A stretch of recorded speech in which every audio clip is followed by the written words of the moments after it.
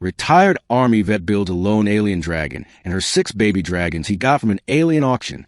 Garrett Cole had seen a lot in his years as a soldier, wars on dust-choked moons, skirmishes in asteroid belts, and rescue missions in the ruins of orbital cities.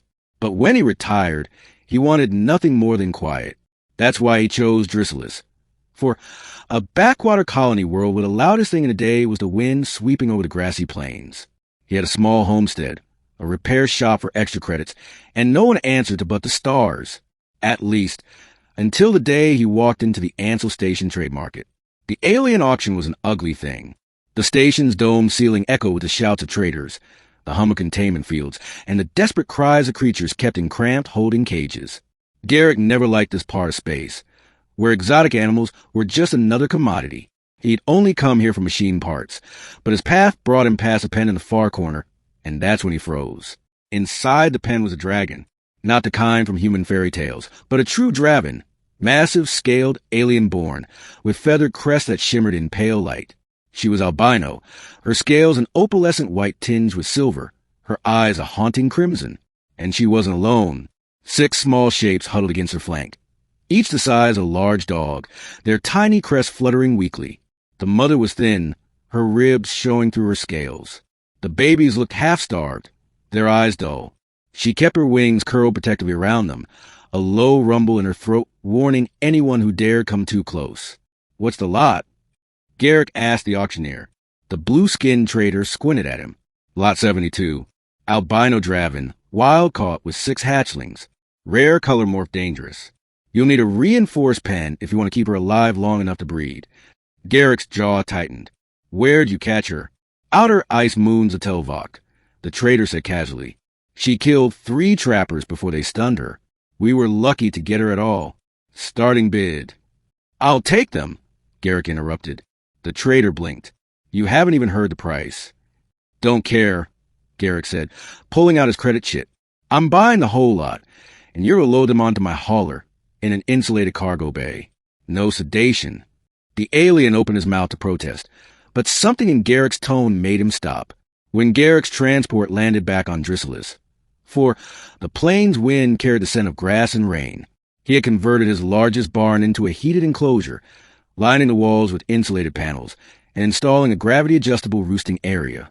The draven mother had been silent the entire trip, watching him with unblinking red eyes. The moment the cage door slid open, she didn't attack. She didn't bolt. She simply unfurled her wings to their full span, nearly 20 meters, and shielded her hatchlings from him. "I'm not here to hurt you," Garrick said softly, crouching to lower himself to her level. His voice was steady, like it had been when talking to skittish soldiers. "You're safe now." For 3 days, the mother refused to eat unless Garrick left the barn. She only drank water when the hatchlings had their fill. But slowly, her posture changed. She began watching him work instead of glaring.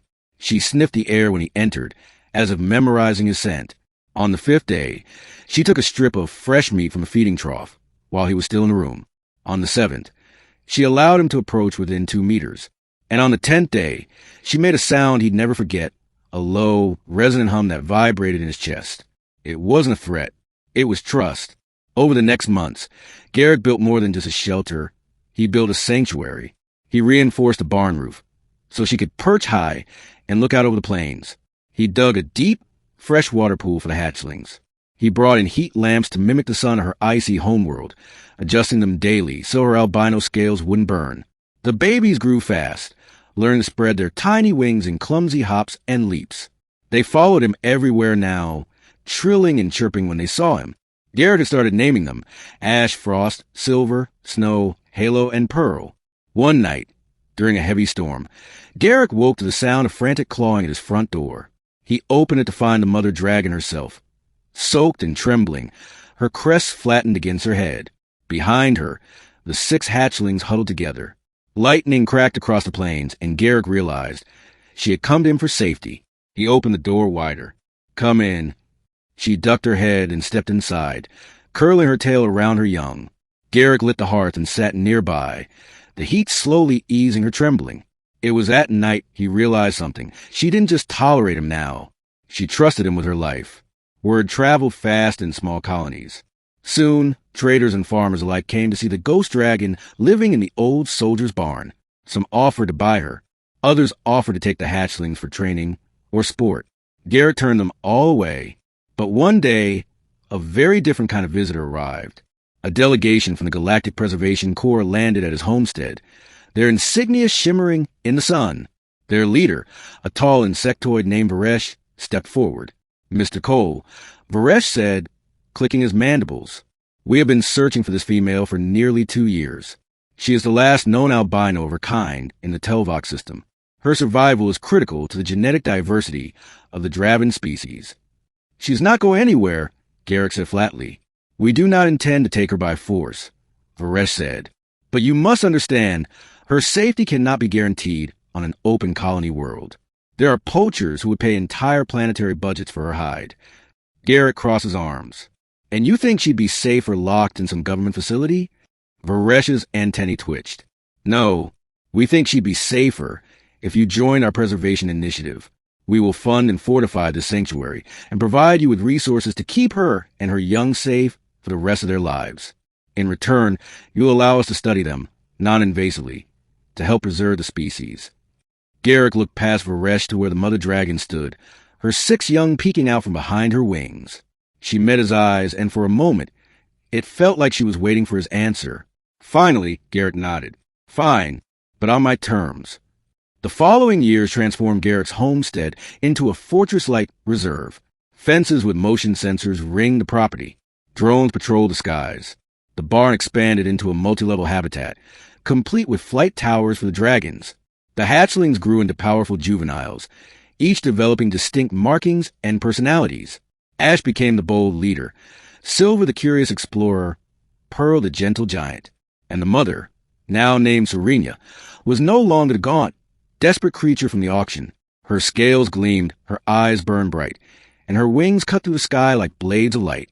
Sometimes, Garrick would sit on the porch at dusk, a mug of tea in his hands, and watch Serena and her children soar over plains. The wind from their wings would rush over him, and he'd feel something he hadn't felt in years: purpose. People began calling him the Dragon Warden of Drisilis, for pilots passing overhead would detour just to glimpse the white dragon and her brood. Children sent him hand-drawn pictures of dragons, asking him to give them to Serena. And somewhere in the wider galaxy, poachers whispered his name like a curse, because everyone knew, if you wanted to harm those dragons, you'd have to go through Garrick Cole first. The last time Garrick saw a war, it was to protect his home. A mercenary team had landed on Drisilis, for thinking they could snatch one of the juveniles for a black market sale. They never made it past the outer fence. Serena came down like a storm, wings snapping the air into violent gusts. Her roar split the sky, and her children flanked her, teeth bared. Garrick stood beside them, plasma rifle in hand, and the mercenaries, faced with both dragon and soldier, turned and fled without firing a shot. That night, Serena rested her massive head beside Garrick's chair as the hatchlings curled around them both. For a long time, neither of them moved. They didn't need to, because in the end, Garrick hadn't just rescued a dragon family. They had rescued him, too.